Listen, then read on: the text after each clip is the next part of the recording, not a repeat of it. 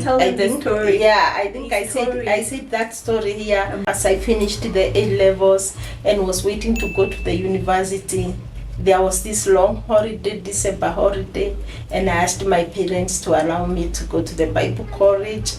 And I went there to begin my Bible courses as I wait to go to the university. And there is where I met the love of my life. We happened to sit together, same desk, because that time we were sharing, I think there is one subject we were sharing. So we shared the desk. And I remember I needed a full scarf, yeah? And he thought I'm looking for a full scarf, and he decides to give me a full scarf. And from there now he started saying hi to me, the girl she helped, the girl he helped to get a full scarf. And so, men like feeling needed, So it's like now he kept on saying hi to me and like, can I help you here? And the rest is history. But I want to say that he even didn't approach me then. He approached me a whole year later is when he approached me. And him, because he was about to finish his university education, and personally, I was still young, I said, it's okay if you feel that about me, but give me time. I complete my my education and graduate and also start working. I really wanted to maybe go into marriage when I have started working as a high school teacher then. And that is what we did. He started quoting me, and our meetings were very limited. It's not like these days that somebody must say good night to you. Like I said, good morning, good night. Yeah, our time you couldn't say every time good morning. In fact, at home, we had only one phone at home, this landline phone. And this telephone, let me call it telephone, it was somewhere on a chimney. This chimney inside houses, yeah? And it looks like many times it's only my dad or my mom who would receive calls.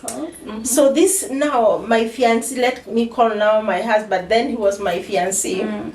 If he happened to call, I would feel like I'm not comfortable to go and answer his call when the family is all around there. And now it was so hard to tell him that everybody is around here, and when you tell me you love me, I can't say it back that I love you. There was that confusion. That's how strict our relationship was. You don't go there and your parents are there. The phone is there in the table room at the chimney, and you are telling your fiancé, oh, I love you, I'm missing you, do what, sweet nothing. You wouldn't say those things, yeah? So it's like our relationship was guided by a lot of maturity. You really had to practice a lot of discipline. And those few times we would meet is maybe to talk about missions, or maybe we meet in the mission field. We happen to be in a ministry which organized missions for us. And maybe we would go for missions together. We are together with the other brethren, but we still get to know each other. Until now. We started planning about our wedding. That is when I was taken by some few brethren home, mature married ones, to go and, do introduction. And then he's home, and then things started rolling. Okay. And here we are. And did you pray at this dating when you're courtship? Courtship. We were not dating those days. Courtship, during courtship, proper terms. I really don't want to say that we had a really good timetable for our courting. Sometimes it would mean maybe visiting a family member. We go and eat in that home like that. We would exchange visits. We would visit their cousins. We would come, we visit my sisters. And then how would you plan? Like, would you have your whole like itinerary in your mind? Because nowadays texting, I think this is where maybe we are advantage. Like making plans. How was it? We used to write letters. A letter. You write a letter, which will take me maybe 2 weeks to reach him or to reach me. But like I said, as we were lucky, there was that telephone at home. Yeah. But you know, again, I wasn't at home throughout. Many times I was at where I was working, far away from home. But we didn't make use of what? Writing letters to say we are meeting where, we are doing what. And remember, these letters, they were really slow to get. I can imagine. Now you people, you just write there and then. Like, we are advantaged and and it's very funny that nowadays is when even those relationships are becoming a bit shaky. I don't know why. It's supposed to help. They should be tighter. Our time we would even finish a whole year before you meet physically with somebody. Where?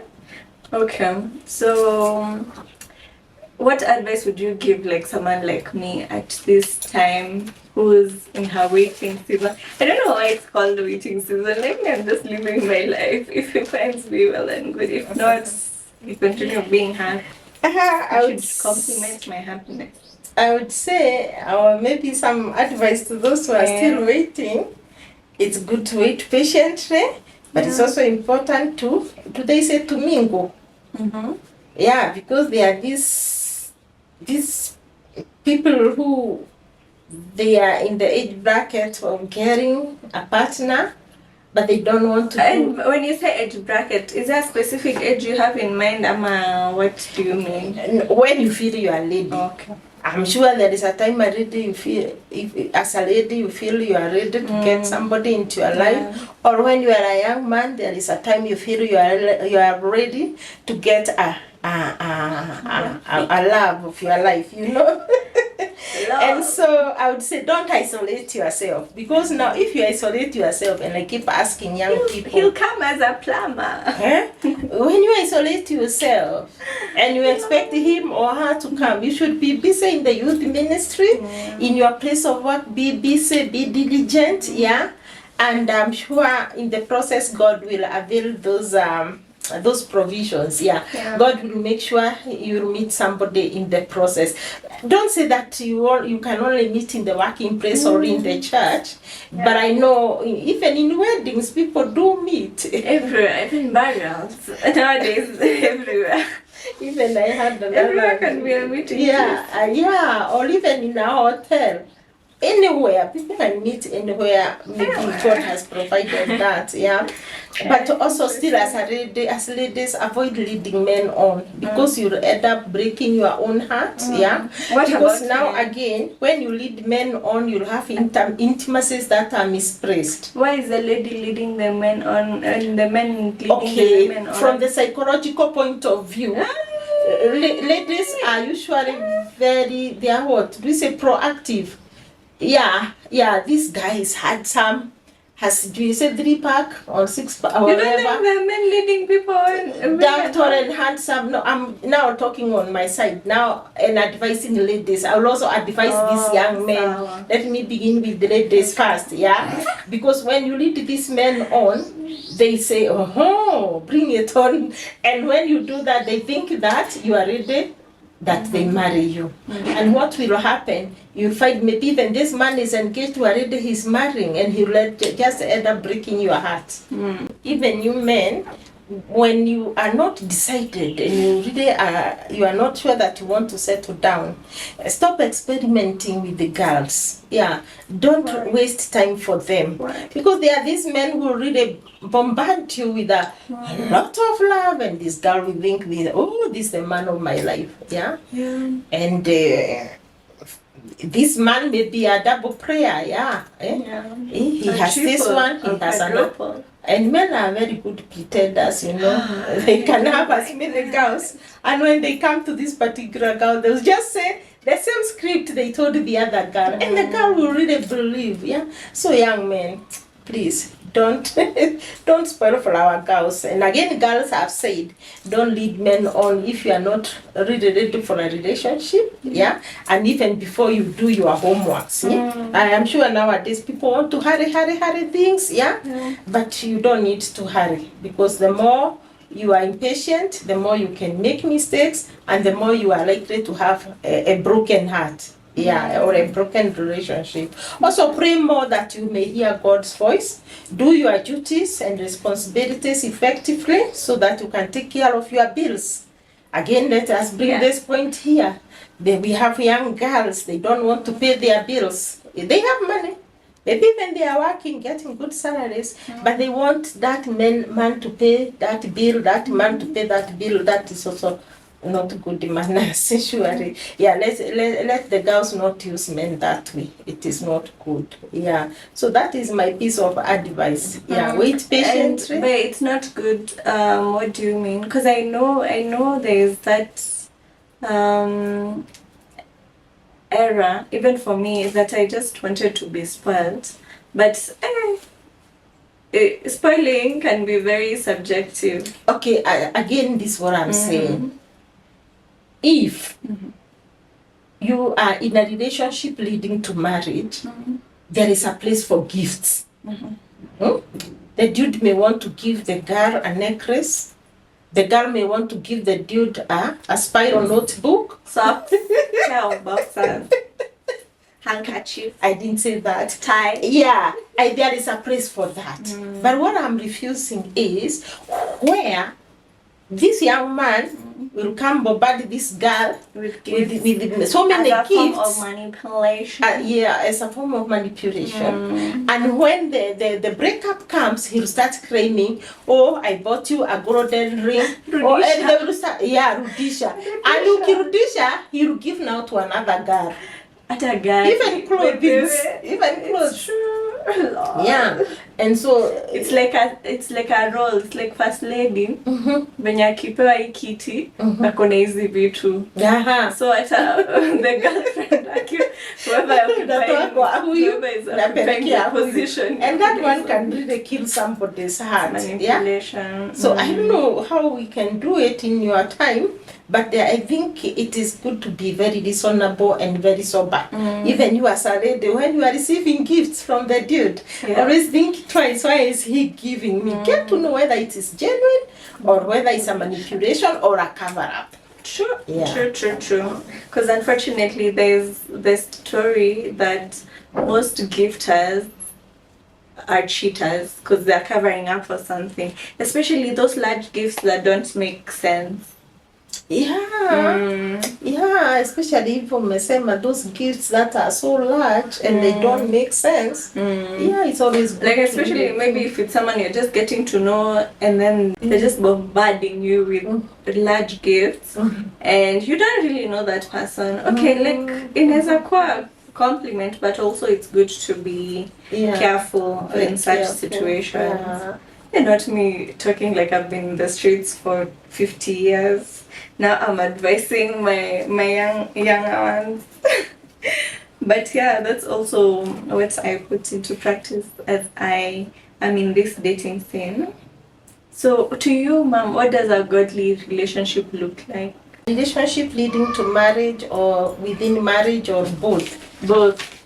We can start with after. Let's talk about let's talk like the relationship I am in. Yes. First of all, I would say that it is possible to be in a godly marriage and even a happy marriage. Your testimony? For me, I have been in the marriage relationship for 35 years. And don't forget, I was quoted for 6 years. That makes it a total of 41, 42 years. True. For decades. Knowing someone ins and out. By the grace of God. Anyway, let me talk about foundation. How you make the foundation for your marriage is what matters. True. Just like the way they tell us in the rules of aerodynamics. Now you are pronouncing it well. That the power that causes the airplane to lift into the air and to make it airborne is the same power that makes it stay airborne and fly. So I still believe in marriage there is a place for total, think it through before you engage yourself to get married, to get to a marriage relationship. Because I keep telling people in counseling that marriage is not a 100-meter race. Ile tulikuwa tunakimbia shule and then you are given whatever glucose. It is like cross country. Yeah. Yeah, Lamba because tuendelee kama una energy relationship shika because lamba. So I would say make the foundation of your relationship, put also God in the middle, in the center. Sure. Yeah. And keep his commandments. I think that's what helps our relationship with my husband. I like that. The foundation that we laid before we got married. Yeah. And even what we continue to do even after marriage. Yeah. Marriage is not that wedding day. You can have a very beautiful wedding. Marriage is a ministry. We talked about this on other video. Go watch it if you haven't. Marriage is a ministry. What about prayer? How do you feel like prayer has contributed in the godly marriage? I would just repeat what I have said, that marriage is not 100-meter race. Yeah. And let me say, number one, and it is the same number two, number three, prayer is the engine.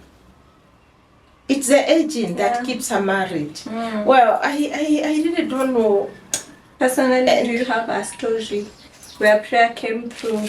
Yeah, I do, and not one time, because marriage, like I've said, is a cross country. In a cross country race, you pass through the valley, the mountain, rough terrain, and the like. So even in marriage, it is similar to that. Yeah. So there are those difficulty or patches in a marriage. Yeah.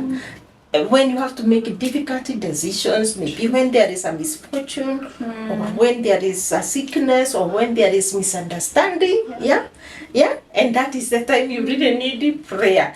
And that is the thing I would encourage people in relationships.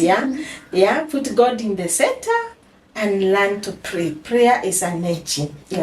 True. We can't overemphasize. Okay.